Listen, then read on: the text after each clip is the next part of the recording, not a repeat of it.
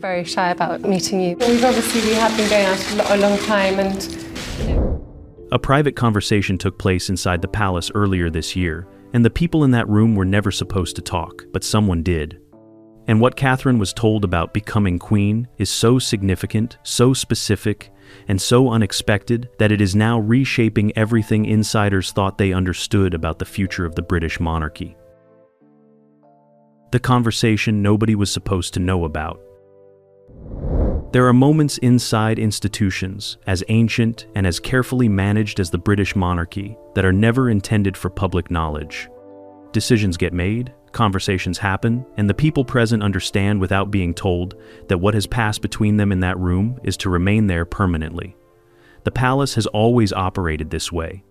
Its ability to maintain discretion, to hold sensitive information within a trusted circle, and keep it from the relentless appetite of the media and the public, is one of the foundational disciplines of royal life. It is practiced daily, maintained across generations, and treated as an obligation as serious as any formal duty, which is precisely why, when something from inside those walls does find its way out, the significance of the leak cannot be overstated. In the early months of 2025, a private meeting took place within the palace that those present were expected to carry with them in complete silence. The gathering was small, deliberately so. The number of people involved was kept to an absolute minimum, not out of logistical convenience, but out of a clear and deliberate intention to control the flow of information that would emerge from the conversation. Those who were included understood that their inclusion was itself a statement of the extraordinary trust being placed in them. And those who were excluded, some of whom might reasonably have expected to be present given their roles and their proximity to the relevant parties, understood with equal clarity what their exclusion signified. At the center of that meeting was Catherine, Princess of Wales, and the subject of the conversation, the reason the gathering had been arranged with such care and such deliberate secrecy, was her future. Not the near future of engagements and charitable commitments and the careful choreography of public appearances that occupies so much of royal life, but the longer, deeper, more consequential future that waits at the end of a path she has been walking since she married Prince William on April 2011. The conversation was about what it will truly mean for Catherine to become queen.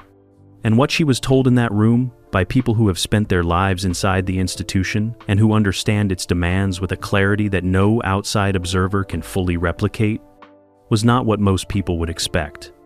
The details of what passed between those present have now begun to surface, carefully and in fragments, through sources who are clearly aware of the sensitivity of what they are sharing. Nobody is speaking on the record. Nobody is attaching their name to the information that is slowly making its way into the awareness of those who follow the palace most closely. But the consistency of what is being described across multiple independent accounts gives the picture that is emerging a credibility that is difficult to dismiss. Something important was said in that room. Something that those who were told it have carried with visible weight in the months since. And the reverberations of that conversation are now being felt in ways that are quietly but unmistakably reshaping the internal dynamics of the institution.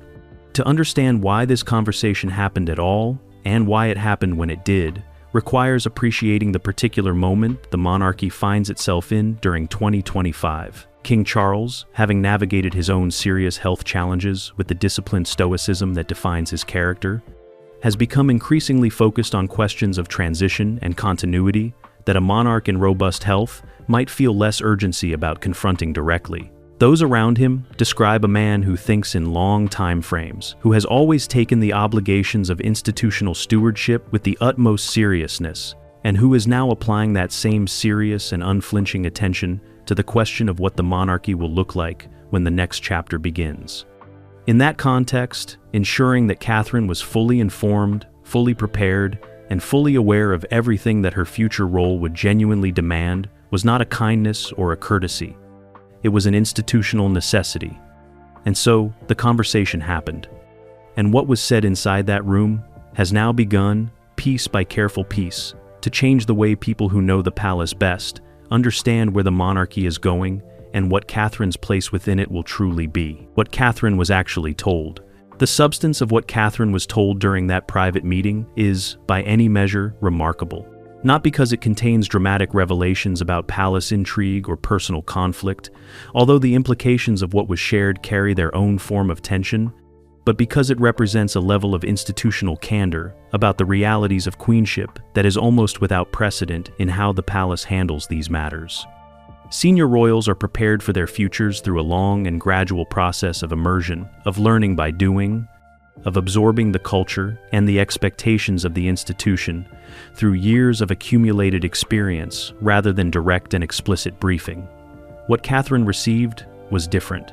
It was direct. It was specific. And it was, by the accounts of those familiar with what was shared, delivered with a seriousness that left no room for comfortable ambiguity. The first and perhaps most immediately striking element of what Catherine was told concerns timing. The public understanding of the path to queenship, shaped by the visible reality of William's position as heir and the natural assumption of a long and stable reign by his father, tends to place Catherine's eventual role as queen in a distant and somewhat theoretical future, something to be prepared for gradually, in the fullness of time, without particular urgency. What she was told in that meeting directly and deliberately challenged that comfortable assumption. Sources familiar with the conversation suggest that the picture painted for Catherine about the timeline of her future responsibilities was considerably more immediate than the public narrative would suggest. Not in the sense of any specific prediction about the king's health or the duration of his reign, but in the sense that the preparations being made, the responsibilities being transferred, and the institutional weight being placed on her shoulders are operating on a timeline that has more in common with near-term planning than with distant contingency. The second element of what was shared relates to the specific nature of the role itself. Catherine was given, according to sources, an unusually comprehensive and unvarnished account of what queenship in the 21st century actually demands of the person who holds it. This went well beyond the ceremonial dimensions that public life makes visible.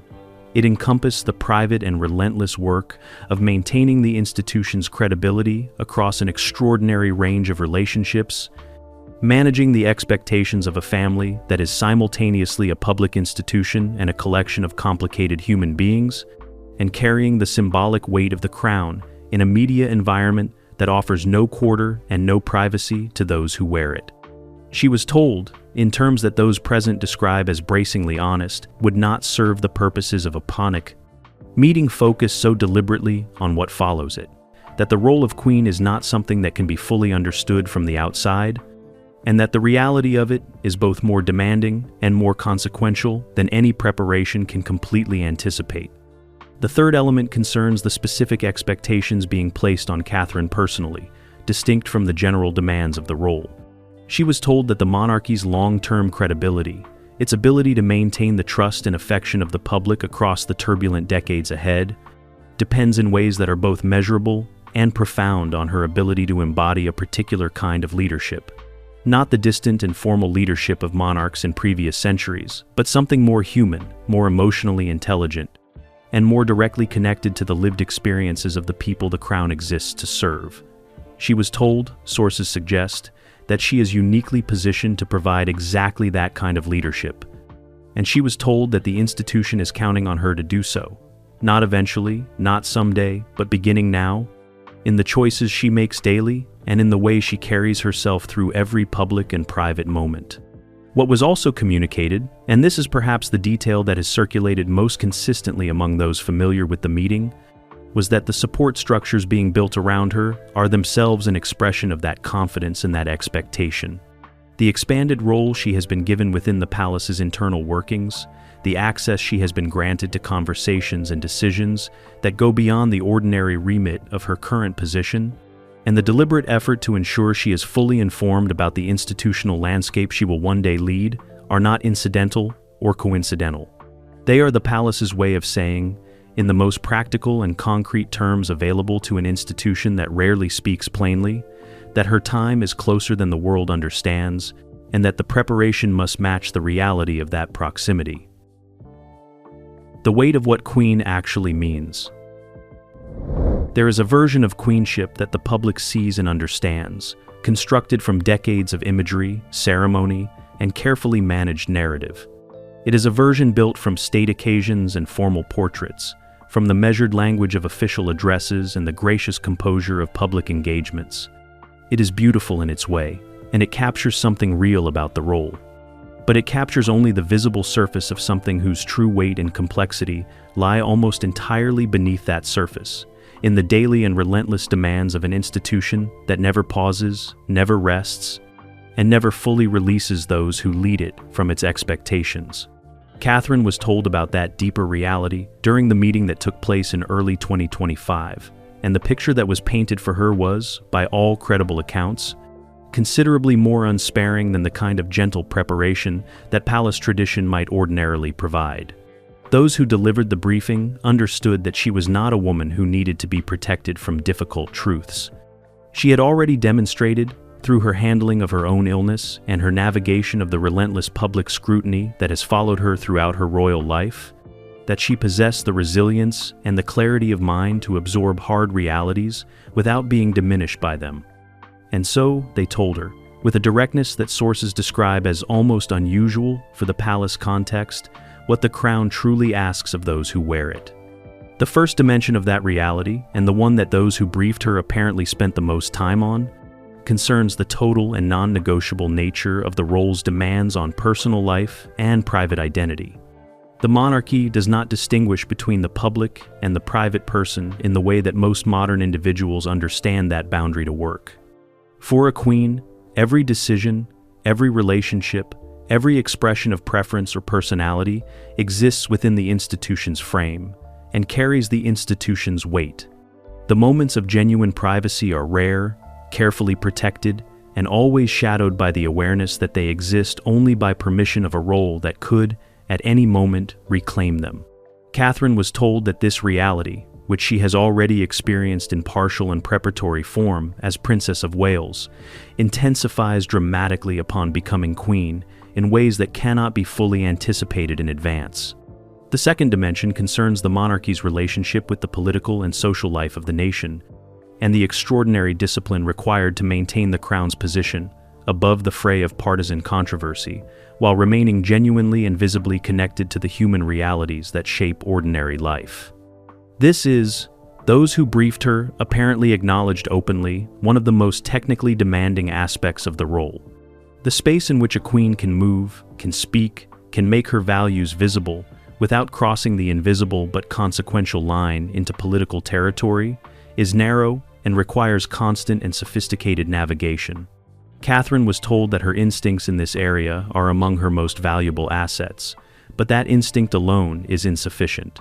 The demands of the role require that those instincts be disciplined, sharpened, and supported by a deep institutional understanding that only comes through sustained engagement with the palace's most sensitive internal workings. The third dimension, and in some ways the most personally demanding, relates to the weight of history and continuity that the crown places on those who carry it. Every Queen of England has inhabited a role that was shaped by all of her predecessors, that carries within it the accumulated decisions, traditions, and expectations of centuries of institutional evolution. Catherine was told that she will inherit not merely a title, but an entire weight of historical obligation, and that how she chooses to carry that weight, which parts of the inherited tradition she honors and which she thoughtfully evolves, will define not only her own reign, but the monarchy's credibility across the generation that comes after her. The stakes of those choices, she was told plainly, are institutional rather than personal. And the awareness of those stakes is something she will carry from the moment the crown is placed on her head until the last day she wears it. How Catherine responded and what that revealed. Those who were present in the room during the meeting in early 2025, or who have spoken with those who were present, describe Catherine's response to what she was told with a consistency that is itself revealing.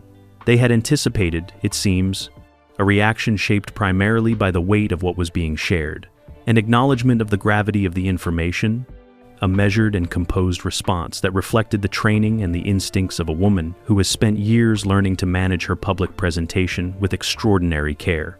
What they encountered instead was something that surprised even those most familiar with her qualities and her capabilities. Catherine listened, according to those familiar with the account, with an attention and a stillness that those delivering the briefing found immediately striking, She did not perform composure. She embodied it in a way that felt qualitatively different from the careful management of visible emotion that royal life so often demands. She asked questions, and the questions she asked were not the questions of someone trying to understand the surface of what was being shared, but the questions of someone who had already been living with the deeper dimensions of these realities at some private level and was now seeking to map her own internal understanding against the institutional picture being presented to her. The questions were specific, practically oriented, and occasionally challenging in ways that those briefing her had not fully anticipated. What the questions revealed, and what those present apparently took away from the meeting with a clarity that has since filtered into the accounts now reaching the outside world, was that Catherine had been privately preparing for this reality for considerably longer and with considerably more depth than anyone outside her closest circle had understood. She was not receiving entirely new information and processing it for the first time in that room. She was receiving confirmation, elaboration, and institutional framing for things she had already been thinking about, reading about, and working through in the private hours that the public never sees. The briefing was not opening a door for her. It was revealing that she had already been standing on the other side of it.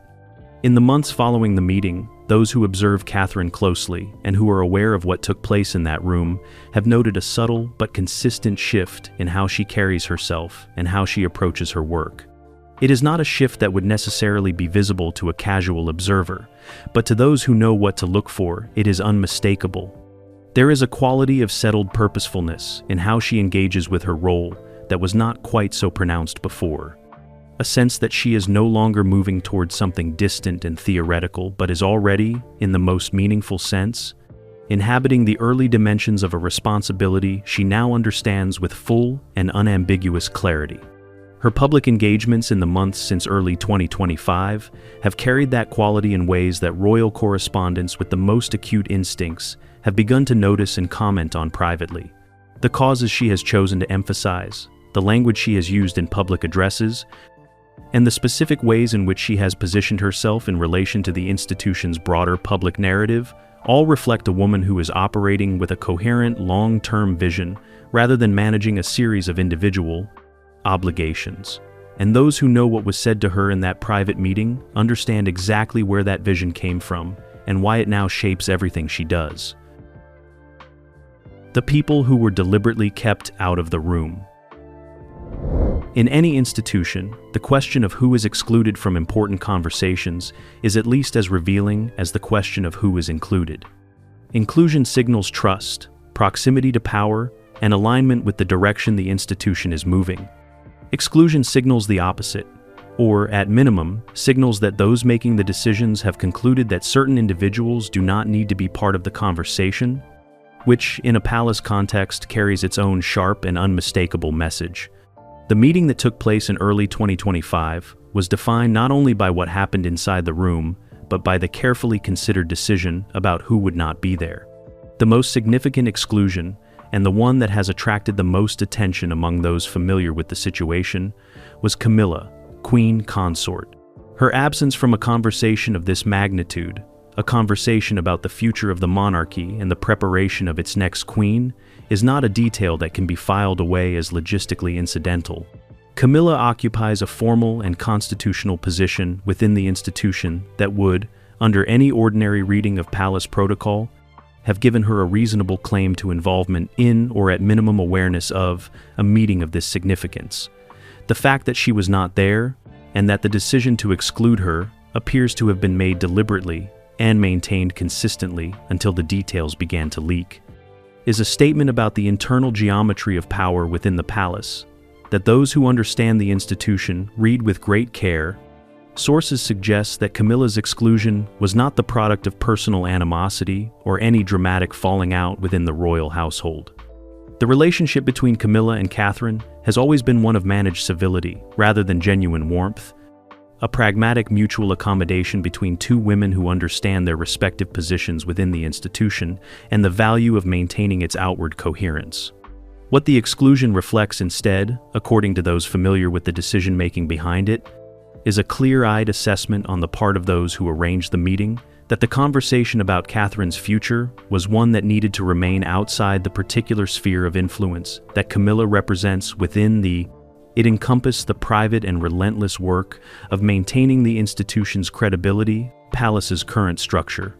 That sphere of influence, rooted as it is in Camilla's relationship with Charles, rather than in any independent institutional standing she has built for herself, is by its nature oriented toward the present reign and its particular dynamics and priorities. The conversation that took place in early 2025 was oriented toward what comes after. It was, in the most fundamental sense, a conversation about the transition from one chapter of the monarchy's life to the next. And those responsible for ensuring that transition is managed with the greatest possible care and coherence appear to have concluded that including voices whose primary investment is in the current chapter would not serve the purposes of a ponic meeting focused so deliberately on what follows it. The exclusion of other figures from the conversation also carries meaning, though the significance varies by individual circumstance. Certain senior courtiers who might ordinarily expect to be part of discussions of this kind found themselves outside the circle of awareness, a development that those affected have apparently processed with varying degrees of equanimity. Some members of the broader royal family, whose relationship with William and Catherine is cordial but not characterized by the kind of deep institutional trust that the meeting required, were similarly not included. Each exclusion, considered individually, might be explained by practical considerations of secrecy and discretion.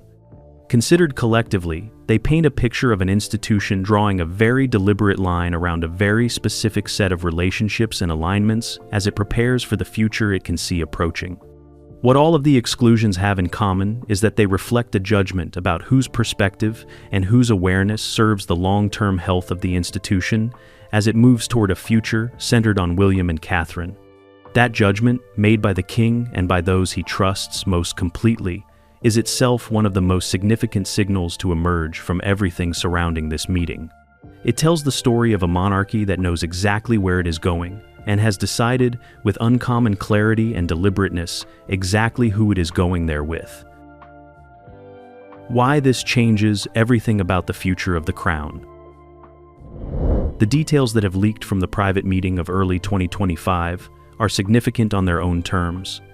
As a story about a specific conversation and a specific set of decisions made within a specific and historically consequential institution. But their true importance lies not in the individual details, but in what they collectively reveal about the direction the British monarchy is moving and the transformation that is already quietly underway in how the crown understands its own purpose and its own future. The most important thing that the leaked details reveal is that the palace is not simply waiting for the next chapter to begin. It is actively and deliberately building it, with a precision and an intentionality that suggests the institution's most senior figures have a clearer and more specific vision for what the monarchy needs to become than any public statement has yet conveyed. The preparation being given to Catherine is not the generic and gradual immersion in royal duties that tradition would ordinarily provide. It is a targeted and comprehensive investment in a specific vision of what queenship in the coming decades needs to look and feel and function like. And that vision, as it emerges through the details of what she has been told and how she has responded, is genuinely and substantially different from anything the monarchy has previously produced. At the heart of that vision is a fundamental reorientation of where the crown derives its authority and its relevance. For most of the monarchy's modern history, the authority of the institution has rested on a combination of constitutional tradition, ceremonial grandeur, and the careful cultivation of a mystique that elevated the royal family above the ordinary flow of national life. That combination served the monarchy well across much of the 20th century, sustaining public support and institutional credibility through decades of enormous social and political change. But the 21st century has presented challenges to that model that are qualitatively different from anything that preceded them. The erosion of deference as a cultural norm, the rise of a media environment that dismantles mystique relentlessly and without apology, and the growing public expectation that institutions justify their existence through demonstrated relevance rather than assumed authority, have all placed the traditional model under a pressure that cannot be resolved by simply doing more of what worked before. What Catherine has been told, and what her preparation reflects, is that the monarchy's path forward runs directly through the qualities she embodies most naturally and most credibly. Her ability to connect with people across an extraordinary range of circumstances without ever losing the dignity that the institution requires, her demonstrated commitment to causes that speak to genuine and widespread human need, and her instinct for making the crown feel like something that belongs to the nation rather than something that sits above it are not merely personal virtues. They are, in the judgment of those who understand the institution's situation most clearly, the specific qualities that the monarchy needs at its center if it is to remain genuinely meaningful to the generations who are growing up now and who will define the terms of its survival. The implications of that judgment extend into every corner of how the crown will function in the years ahead. A monarchy built deliberately around Catherine's vision and Catherine's instincts will make different choices about which causes it champions, which voices it elevates, and how it positions itself in relation to the national conversations that matter most to ordinary people. It will be a monarchy that earns its place in daily life repeatedly and visibly, rather than assuming it by virtue of history and tradition alone. It will be, in a sense, that previous generations of royals might have found both unfamiliar and somewhat unsettling, a monarchy that works for its relevance in ways that feel genuinely human rather than merely ceremonial. Catherine has been told all of this, in terms considerably more specific and considerably more direct than anything the palace's public communications would suggest. She has absorbed it, processed it, through the considerable private intelligence and emotional depth that those who know her best consistently describe as her defining characteristics, and she has responded to it in the only way that those who delivered the briefing had genuinely hoped she would respond. With clarity, with resolve, and with the quiet and settled confidence of a woman who understands exactly what is being asked of her and has already decided, in whatever private and unwitnessed moment such decisions are truly made, that she is equal to it. The world does not yet fully understand what is being prepared inside the palace walls. The public narrative about Catherine remains largely one of recovery and graceful return, of a beloved princess reclaiming her place in national life after a period of frightening vulnerability. That narrative is not wrong, but it is radically incomplete.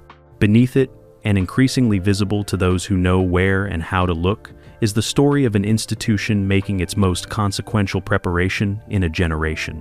A preparation centered entirely and deliberately on a woman who was once photographed nervously climbing the steps of a church in a borrowed dress, and who is now being quietly and seriously readied for the most significant role the British monarchy has to offer. What leaked from that private meeting is more than a royal detail. It is a window into a monarchy that knows its future depends on Catherine more than it has ever publicly admitted. She was not simply briefed about becoming queen, she was told the truth about it, and that truth has already changed everything. Stay with us for more.